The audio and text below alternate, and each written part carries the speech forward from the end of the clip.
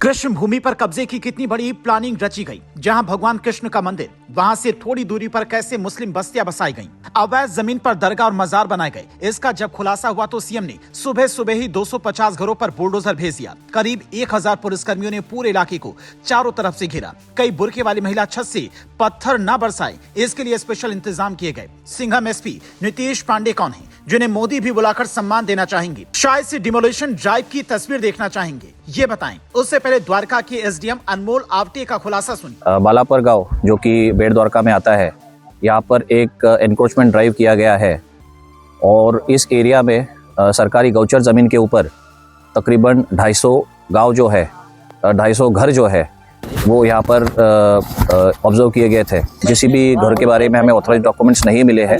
उसके बाद हमने यहाँ पे ये एनक्रोचमेंट डांस स्टार्ट किया है। यहाँ पर तकरीबन पुलिस के 1000 कर्मचारी हमारे साथ है और डिस्ट्रिक्ट एडमिनिस्ट्रेशन और नगर पालिका, इनके तकरीबन हमारे साथ 80 कर्मचारी है। सर, अभी तक कितने कंस्ट्रक्शन इलीगल तोड़े गए हैं? अभी तक यहाँ पे 35 कंस्ट्रक्शन जो है इलीगल तोड़े गए हैं। ये बुलडोजर जिस जगह पर चल रहा है, यह है गुजरात का बेट द्वारका इलाका, जहां सिर्फ अवैध बस्तियां नहीं बसाई गई थी, बल्कि समुद्री इलाकों से आने वाले अवैध सामान भी यहां पर छिपाए जा रहे थे। कई तरह के अवैध कारनामे इस मकानों में चल रहे थे, जिसकी खबर एसपी साहब को जब लगी तो पहले लिस्ट बनवाई, संदिग्धों की तलाश शुरू करवाई, इनसे कागजात मांगे। उसके बाद अधिकारियों ने जन सुनवाई के जरिए एक एक व्यक्ति के कागजात चेक किए, ताकि जिसका घर सही जमीन पर बना हो उसके खिलाफ कोई कार्रवाई न हो। लेकिन ये जानकर दंग रह जाएंगे कि 250 मकानों में से कोई भी जमीन के सही कागजात नहीं दिखा पाया। नतीजा 24 घंटे तक नॉन स्टॉप यहाँ बुलडोजर गरजता रहा और उसके बाद मकानों के अंदर से जो सच्चाई सामने आई, उसने सबके होश उड़ा दिए। यहाँ का अवैध कब्जा ठीक वैसा ही लगता है जैसा मथुरा श्री कृष्ण ने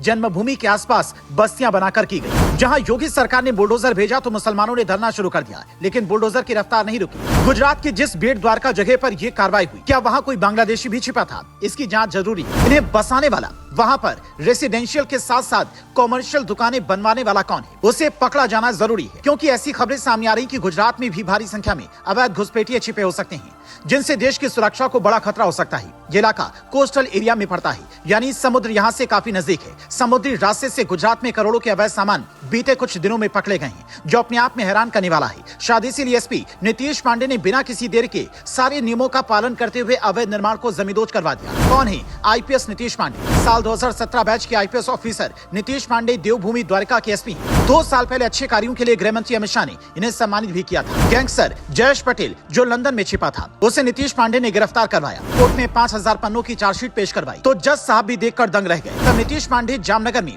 एसएसपी के पद पर तैनात, दिल्ली तक इनके चर्चे हैं। इनसे पहले सोमनाथ के एक सिंघम एसपी ने सोमनाथ मंदिर के आसपास का अवैध कब्जा हटाया था, जहां मलबा जमा करने में ही प्रशासन को कई दिनों का वक्त लग गया था। जिसका सीधा सा संदेश ये है कि मंदिरों के आसपास अवैध कब्जे की पूरी प्लानिंग कुछ लोग सालों से बनाने में लगे हैं। कई जगहों पर वो कामयाब हो जा रहे हैं तो कई जगहों पर पहले ही पकड़े जा रहे हैं। जिन इलाकों से गुजरात में अतिक्रमण हट रहा है वो अपने आप में संवेदनशील है। जिस जमीन से नीतीश पांडे ने कब्जा हटवाया है वो गौचर की सरकारी जमीन बताई जा रही है। क्या होती है गौचर लैंड? कुछ दिन पहले ऐसी खबरें आई थी कि गुजरात की गौचर लैंड, यानी कि जो जमीन गायों के लिए है, उस पर उद्योगपतियों की नजर है। इस जमीन पर सरकारी आंगनबाड़ी, डेयरी और मंदिर भी नहीं बनाया जा सकता है। यह जमीन चारागाह की होती है, लेकिन उसे भी कुछ लोगों ने नहीं छोड़ा। अभी इस बात का खुलासा नहीं हो पाया है कि बेट द्वारका में जहां पर डिमोलिशन ड्राइव चला, वहां क्या सिर्फ मुस्लिम परिवार ही रहते थे? लेकिन जिस तरीके से सोमनाथ से लेकर तमाम जगहों पर अवैध कब्जे किए जाने की शिकायतें सामने आती रही हैं, उसे लेकर कई तरह के सवाल भी खड़े होने लगे हैं। आप इस एक्शन पर क्या कहेंगे? एक शब्द में अपनी राय जरूर दीजिए।